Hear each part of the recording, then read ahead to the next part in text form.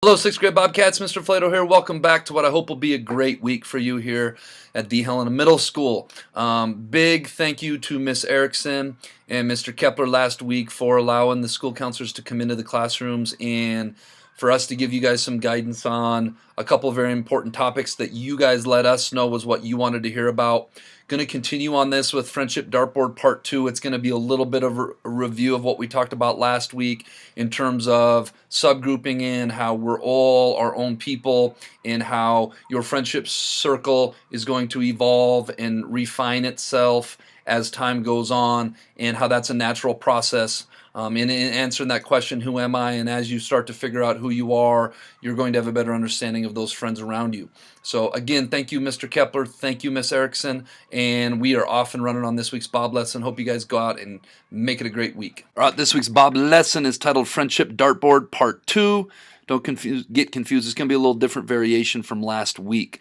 All right, but first, let's be our best this week at HMS. Let's be safe, let's be responsible, let's be respectful, and let's be a learner. All right, before we get going on Friendship Dartboard, I want to do a little intro with this guy here on my left. His name was Erik Erikson. Erik Erikson was a famous psychologist that developed psychosocial development. And he basically said that every life stage you go through in life, that life was broken up into different life stages. And the life stage that is roughly your guys' age and continues till you're 19 is called identity versus role confusion, or answering the question, who am I? And he basically stated that from age roughly 12 to 19, the major thing going on with human beings and their development is answering that question, who am I? Where do I fit in? Where am I going in life? What are my interests? What are my strengths? What drives and motivates me? How am I unique from other people? And I think we go through in life and we're always answering these questions, but I think we're really growing and changing at a more rapid rate when people are your guys' age, through age 19. And many of you are probably sitting listening to that right now saying, yeah, that is me. You know, as you come through elementary school, you're not really that much different from other people. You all wear kind of the same clothes and act roughly the same way. It's not till you hit middle school where people really start changing and becoming who they are. And the reason I want to talk about this is because of this picture that I shared with you guys last week. Remember this picture right here? Surround yourself with those on the same mission as you. Well, what does this picture and the last picture of Erik Erikson have to do with each other? Well, simply, if you don't know who you are and you don't know what you're about and you're trying to figure these things out, your friendship group is also going to change at the same time. Remember, I really encourage you guys to surround yourself with a friendship group of people that are going to build you up and that are going to support you and that have common goals and common values and common interests. Well, if you're constantly trying to figure that out from age 12 to 19, your friendship group is probably going to change along with it. All right, so this brings us back to the Friendship Dartboard. I talked about the Friendship Dartboard last week. We talked about Friendship Dartboard, how there's different layers of friendship. You have your inner circle, the people you trust the most, that you confide in the most, that you spend the most time with and you put the most energy into. And then you had your intermediate circle, which was the next layer of friendship. People that you're good friends with, you keep in touch with, but you don't maybe put the most effort and energy into. And then your outer circle, which is where most people would fall, and you put the least amount of effort into it. You're still friends. You might not consider people good friends. Well, you'll see my dartboard here. I'm not a great artist. This has been established. Mr. Flato's not a great artist. That's okay. I have other strengths, and maybe artistic ability is one of my weaknesses. But we're going to be going over a new dartboard theory today, where we're going to talk about subgrouping and friendships and who we choose to be in our friendship group and how we go on a similar path and we're different from other people. So I'm going to put some color on this here in a little bit, and we're going to get rid of the dartboard on the left and focus on the one on the right. All right, so I've taken this dartboard, put a black background behind it, and put some color to it. And the color is going to, well, the whole dartboard is going to represent maybe a community or a society, or in this case, maybe Helena Middle School.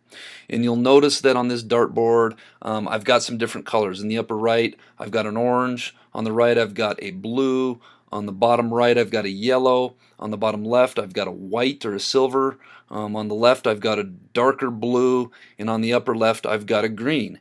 And what these colors really represent is different subgrouping or different friendship groups that we may have here in this school. Now, I know I only have 1, 2, 3, 4, 5, 6 different colors because I could only do so many colors, but maybe in a school like ours, maybe we have 25, 30, 40, 50 circles. When you look around the lunchroom, you see different groups of people sitting together every day, and it's a natural thing to gravitate towards certain people when it comes to making friendships. We talked about the dartboard from last week and our friendship groups. Well, this is a natural thing.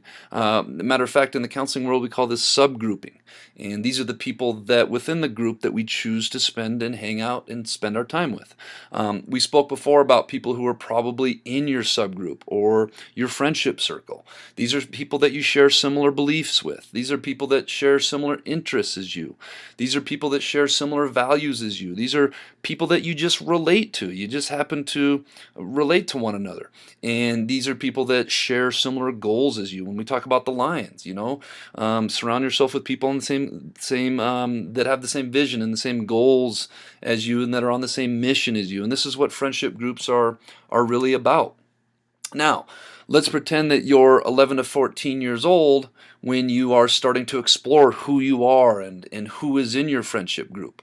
And let's pretend that that you choose to be a certain color. Maybe my upper right, and I'm just making this up on the fly, are athletes, people that like sports. Maybe far right are people that are my gamers, my blue. Maybe my yellow are people that are into dance and ballet. Maybe my white are people that are just really into school and academics. Maybe my people on the left in the blue are people that are my thespians that are into drama and acting. And maybe my upper left are people that are into music. And I'm just making this up. Well, you get to be 11 to 14 years old and you realize, I hang with certain people and we kind of stick together. And let's pretend now that being 11 to 14 years old, you're closer to the bullseye. Maybe you are, I got my thing here. Let's pretend that I'm in this athlete group, and maybe right here is 11 to 14 years old. Notice how you can be in this red category or this orange category right here, but still be in a different lane, a dartboard lane from other people. Maybe these are my athletes right here, and maybe Joe is here, and Sally is here, and Robert is here, and Melissa is here, and Bethany is here, and Calvin is right here. And we all consider ourselves athletes, but at the same time, we're still our own people. And this means that it is normal to be in a friendship group and still be our own person. That means within our friendship groups, we can be our own people, have our own thoughts and ideas, and still be our own unique individuals. You'll also notice that as you get older, you may remain in the red, or maybe you end up over in the green or the blue.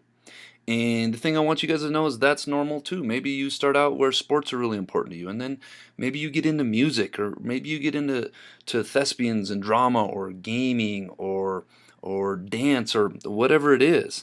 As your interests start to change and you start to answer that question, who am I? Your friendship group or where you're at on the dartboard may change too.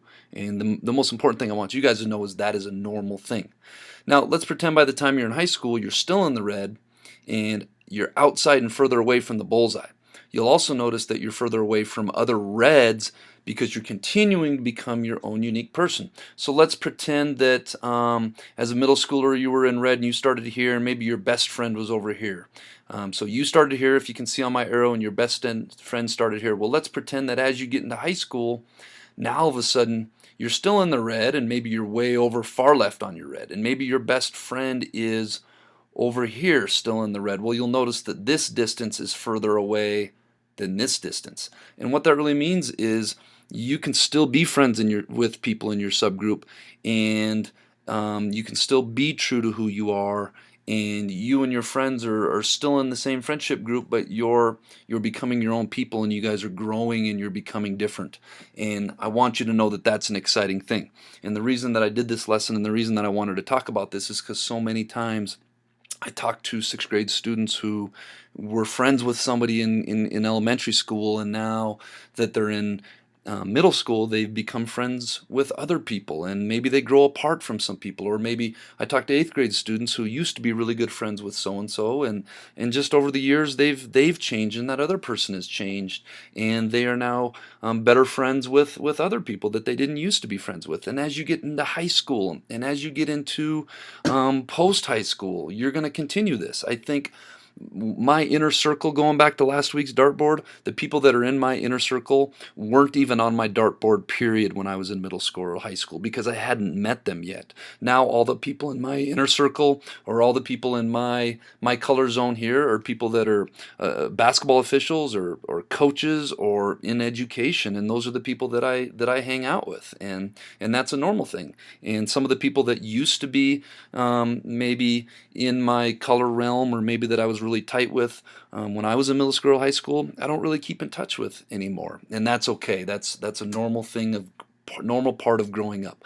So what are our takeaways? Let's review what we're talking about today. You are in the midst of rapid growth and self-discovery from ages 12 to 19 years old, and for many of you this is just starting, and it's a little uncomfortable, and I want you to know that that's okay. That's normal.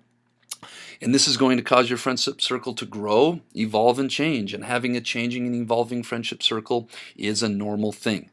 Choose friends that build you up, encourage you, and help you reach your goals and your dreams. And this picture right here of these lions, another picture of lions, says basically the same thing. Keep people in your life that truly love you, motivate you, encourage you, inspire you, enhance you in your life, and make you happy. All right, and we are now on to the quote of the week. And the quote of the week is, it happens to everyone as they grow up. And this is kind of what this Bob lesson is about. You found out who you are and what you want, and then you realize that people you've known forever don't see things the way you do.